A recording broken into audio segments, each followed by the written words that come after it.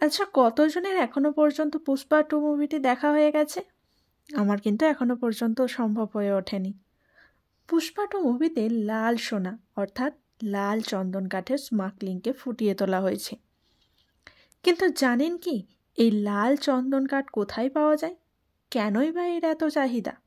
কোন কারণের জন্য এই লাল চন্দন কাঠ স্মাগলিং করা হচ্ছে, সব বলবো আজকের ভিডিওতে। নমস্কার, আমি বিথিকা। আপনারা আছেন গল্পে বিথিকা ইউটিউব চ্যানেলের সাথে। আশা করছি আপনারা আমার ভিডিওতে একটা করে লাইক করে দিয়েছেন। আজকে আমি আমার ভিডিওতে এই লাল চন্দনের বিষয়ে বিশেষ কিছু তথ্য আপনাদের সামনে তুলে ধরার চেষ্টা করব। রক্তচন্দন বা লাল চন্দনকে সোনা বলার পিছনেও কারণ রয়েছে। এটি হলো সোনার মতোই বহুমূল্য একটি জিনিস, যেটি পাওয়া যায় অন্ধ্রপ্রদেশের শেষাচলম পাহাড়ের ঘন জঙ্গলে। অন্ধ্রপ্রদেশের বিশেষ 4 জেলায় এই লাল চন্দন কাঠ পাওয়া যায়: নেল্লোর, কুর্নুল, চিতোর এবং কাটাপ্পা। পূর্বঘাট পর্বতমালার আবহাওয়া এই গাছের জন্য খুবই উপযোগী। এক একটি গাছের উচ্চতা প্রায় 98 ফুট পর্যন্ত হয়ে থাকে। লাল চন্দন গাছ হলো একটি এন্ডেমিক স্পিসিস। এই এন্ডেমিক স্পিসিস কথার অর্থ হলো একটি নির্দিষ্ট ভৌগোলিক এলাকার মধ্যে সীমাবদ্ধ থাকে। এই লাল চন্দন গাছ পাওয়া যায় একমাত্র ভারতের অন্ধ্রপ্রদেশে, আর সেই কারণেই আন্তর্জাতিক বাজারে এর চাহিদাও মারাত্মক। 2 ধরনের চন্দন কাঠ বাজারে পাওয়া যায়, একটি হলো লাল, অপরটি হলো সাদা। লাল চন্দনের কিন্তু কোনো গন্ধ নেই, তবে সাদা চন্দনের গন্ধ রয়েছে। কিন্তু এই চন্দন কাঠের বিশেষ গুণও রয়েছে, সাথে রয়েছে চাহিদাও। ওই জন্যই এই লাল চন্দন কাঠ স্মাগলিং করাও হয়। 2018 সালে IUCN এই গাছটিকে বিলুপ্ত শ্রেণীর অন্তর্ভুক্ত করেছে। এই চন্দন গাছ এত পরিমাণে কাটা ও স্মাগলিং করা হচ্ছে যে সমগ্র বিশ্বে মাত্র 5% গাছ অবশিষ্ট রয়েছে। মূলত আয়ুর্বেদিক ঔষধ হিসাবে এই কাঠের বিপুল ব্যবহার।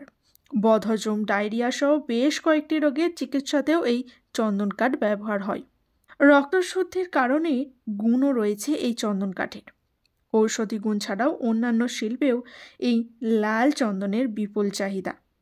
এসব ছাড়া পূজা অথবা প্রসাধনী দ্রব্য তৈরিতেও এই কাঠ ব্যবহার করা হয় এবং লাল চন্দন থেকে যে নির্যাস পাওয়া যায় তা বিভিন্ন কাজে ব্যবহৃত হয়। লাল চন্দনের বেশ কিছু আর্ট মেটালও পাওয়া যায়। জানেন, রক্তচন্দনের কাঠ সহজে পোড়ানো যায় না। যেহেতু পূর্বঘাট এলাকাটি শুষ্ক এবং সেখানকার জঙ্গলে আগুন ধরে যাওয়ার প্রবণতা থাকে, এই রক্তচন্দন কিন্তু প্রাকৃতিকভাবেই আগুন রোধ করতে সক্ষম। আন্তর্জাতিক বাজারে এই রক্তচন্দন প্রায় কেজি প্রতি 3000 টাকার দামেরও বেশি দাম দিয়ে বিক্রি হয়। আমাদের দেশে এই গাছ কাটা কঠোরভাবে নিষিদ্ধ করা হয়েছে। তার সত্ত্বেও এই লাল চন্দন কাটা ও স্মাগলিং দুই চলছে আইনের চোখে ফাঁকি দিয়ে। এটি রোকবার জন্য red sanders anti smuggling task force গঠন করা হয়েছে। চীন, জাপান, সিঙ্গাপুর, অস্ট্রেলিয়াতে এই কাঠের বিপুল চাহিদা রয়েছে, তবে সবচেয়ে বেশি চাহিদা রয়েছে চীনে, তাই বেশি স্মাগলিংও হয় ওই দেশেই। আসবাবপত্র, ঘর সাজানোর বিভিন্ন জিনিস, নানান রকম বাদ্যযন্ত্র তৈরিতে চীনে এই কাঠ প্রচুর পরিমাণেই চাহিদা রয়েছে।